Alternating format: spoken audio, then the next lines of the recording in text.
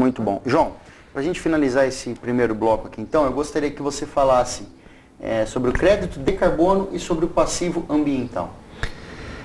Bom, o crédito de carbono, existem empresas que poluem e não tem como.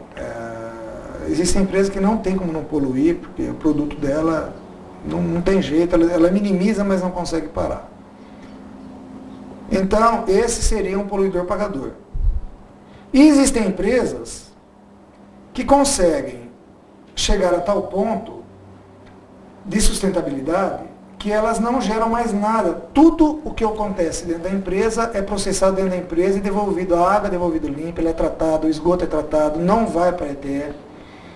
Eles têm uma ETE própria e ela vai ser lançada limpa, tratada. Então essa empresa, de repente, ela está obtendo créditos de carbono. A economia da poluição dela pode ser gera lucro para ela. Gera lucro. Ela vai vender esse crédito. Ela vai pôr à venda. Vou dar um exemplo.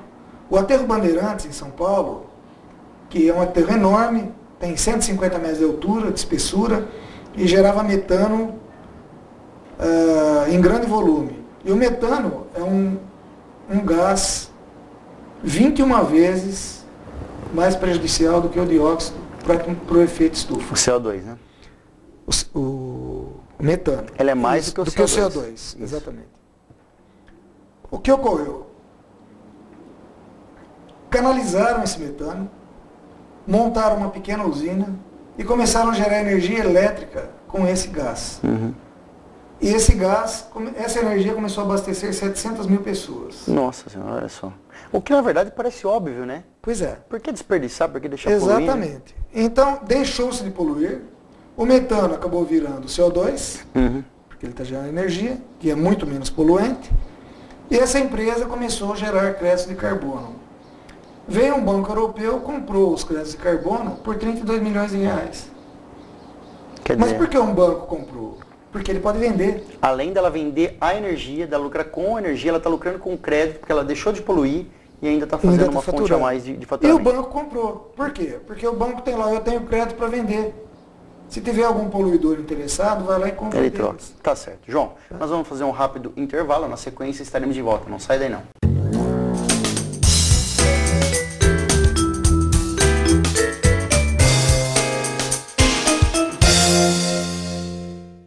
Dicas Prêmio tem o apoio da Ciesp e a CIA Araraquara.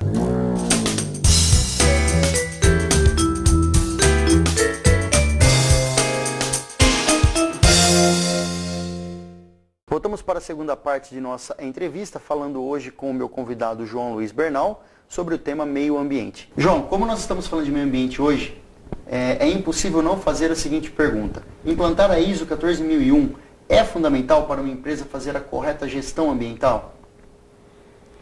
Olha, a ISO 14001 ela é fundamental para o empresário ter as portas do mercado europeu abertas para ele.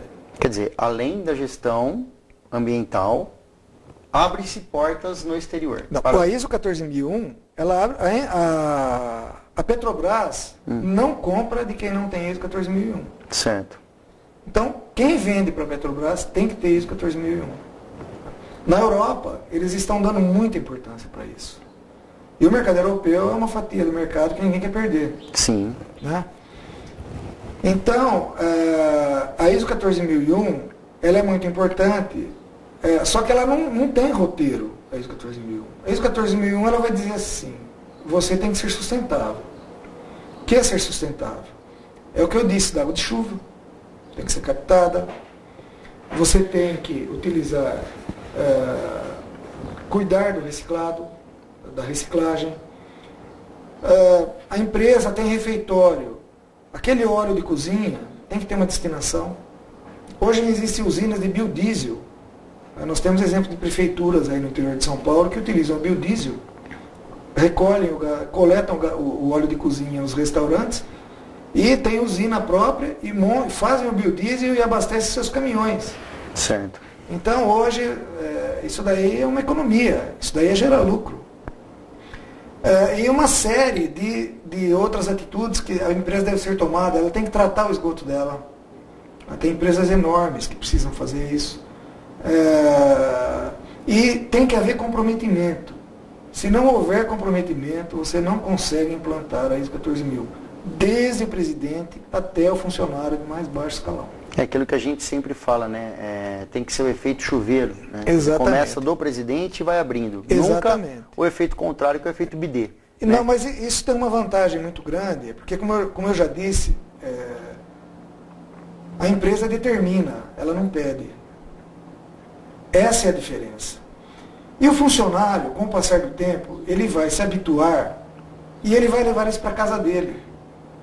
Ele vai modificar os hábitos na casa dele. Então, a ISO 14000 é muito importante, 14001. É importante em tudo.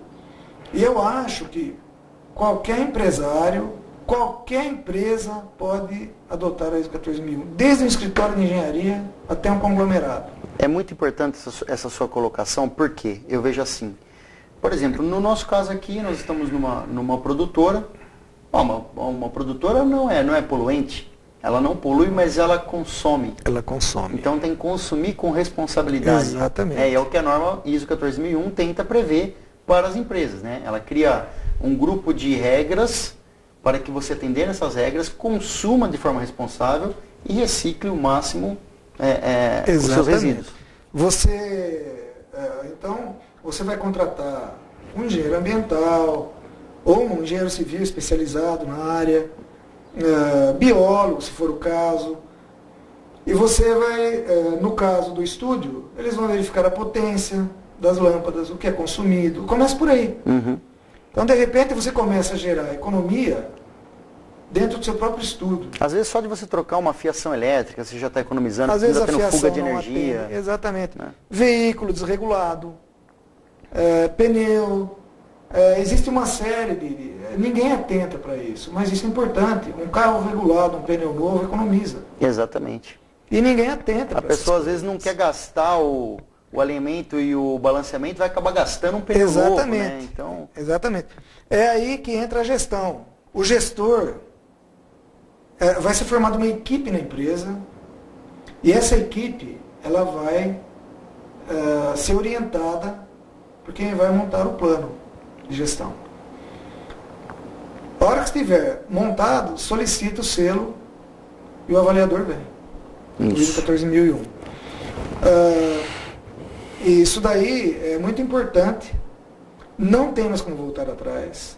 E aí, 14001, questão de tempo, todo mundo vai ter que ter a ISO 14001. Eu vejo isso, né, porque isso está no nosso portfólio, no portfólio da Premium, a gente fazer a adaptação das empresas para a implantação da ISO 14000, e a gente vê que cada vez mais o efeito cascata está acontecendo. O grande, como você falou, a Petrobras, começou a pedido médio, médio começou a pedido pequeno, e os pequenos já estão pedindo os micros. Então, assim, tem muitos empresários que às vezes enxergam isso como uma realidade distante. Não é. Não é. Não é, ela está aí já. Ela está aí. E a pessoa não pode ter, mas eu não sou empresa para ter ISO 14001. Não vem ao caso. Não vem ao caso. Pode ser uma cozinha de lanchonete. Se o empresário tiver uma cozinha de lanchonete que produz em escala industrial, ele pode ter ISO 14001 tranquilamente. Às vezes ele não precisa certificar, mas ele precisa implementar um sistema de gestão, né? Precisa implementar. Que é uma coisa que a gente precisa deixar claro, né? Porque você tem uma consultoria onde você pode implementar o sistema na tua empresa e você tem uma certificação, onde um terceiro vem avaliar se as suas ações estão adequadas ou não. Essa questão da certificação, às vezes, não justifica o investimento em alguns casos. Porém, as atitudes, a implantação dentro da tua empresa, ela pode acontecer independente de uma certificação. Exatamente. Por quê? Porque você vai ganhar com a economia, né? Você vai ganhar com a economia. Não, isso gera lucro. Exatamente. É isso que a gente tenta divulgar e deixar bem claro. Existe uma despesa inicial, mas tem um retorno. Tem um retorno. A pessoa vai ser sustentável, vai ser uma empresa verde. Hoje na Europa é o nome que se dá, uma empresa E ela vai ficar bem vista no mercado. Exatamente. Essa empresa é uma empresa legal de se trabalhar.